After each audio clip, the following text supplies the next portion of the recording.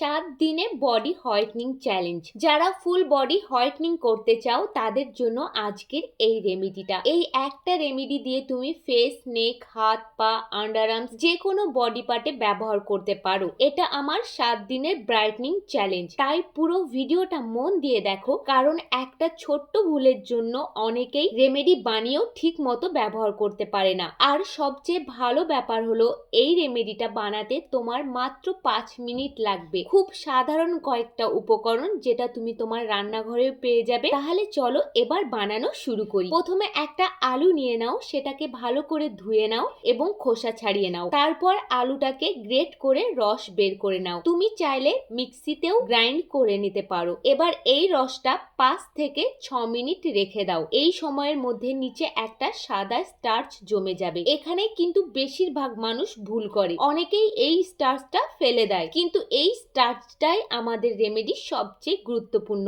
উপাদান, যাকে বলতে পারো মেন ইনগ্রিডিয়েন্ট। এখন ওপরের স্বচ্ছ রসটা আলাদা করে রাখো, আর এই জমে থাকা স্টার্চে দাও 1 চামচ কফি পাউডার, 1 চামচ চালের গুঁড়ো আর 1 চামচ মধু। তুমি পরিমাণ বাড়িয়েও নিতে পারো, এই ক্ষেত্রে তোমাকে আলুর স্টার্চের পরিমাণও বাড়াতে হবে। তারপর আলুর রসে একটু একটু করে নিয়ে ভালোভাবে মিশিয়ে একটা ক্রিমের মতো পেস্ট বানিয়ে নাও। এই রেমেডি লাগানোর আগে একটা গুরুত্বপূর্ণ স্টেপ আছে, সেটা হলো ক্লিনজিং। এই যে আলুর রসটা আমরা আলাদা করে রেখেছিলাম, কটন প্যাড বা কটন বলের সাহায্যে পুরো মুখে 5 মিনিট ধরে ভালো করে ক্লিনজিং করো। বিশেষ করে চোখের নিচে, নাকের 2 পাশে যেখানে বেশি ময়লা জমে সেইখানে একটু সময় নিয়ে পরিষ্কার করবে। যদি কটন বল বা কটন প্যাড তোমাদের কাছে না থাকে, সেই ক্ষেত্রে তুমি টিস্যু পেপার ব্যবহার করতে পারো, তবে কাপড় ব্যবহার করবে না। ক্লিনজিং হয়ে গেলে মুখ ভালো করে ধুয়ে নাও এবং শুকিয়ে নাও। তারপর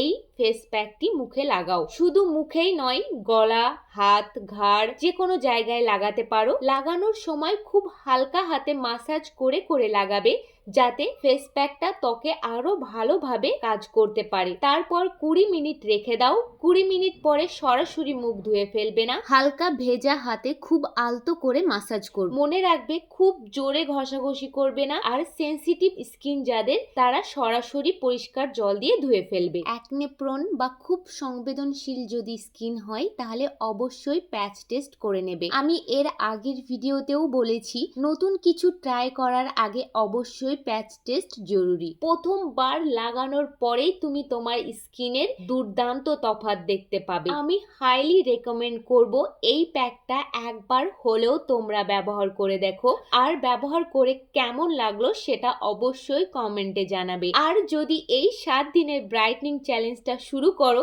7 দিন পর তোমার অভিজ্ঞতা জানাতে একদমই ভুলবে না। ভিডিও যদি তোমার ভালো লাগে তাহলে অবশ্যই লাইক করো, চ্যানেলটি সাবস্ক্রাইব করে পাশের বেল আইকনটি অন করে রেখো, যাতে আমি কোনো নতুন বিউটি টিপ শেয়ার করলে সবার আগে তোমার কাছে পৌঁছায়। আর কমেন্টে অবশ্যই জানিও পরের ভিডিওতে কোন রেমেডিটা দেখতে চাও। দেখা হবে পরের ভিডিওতে।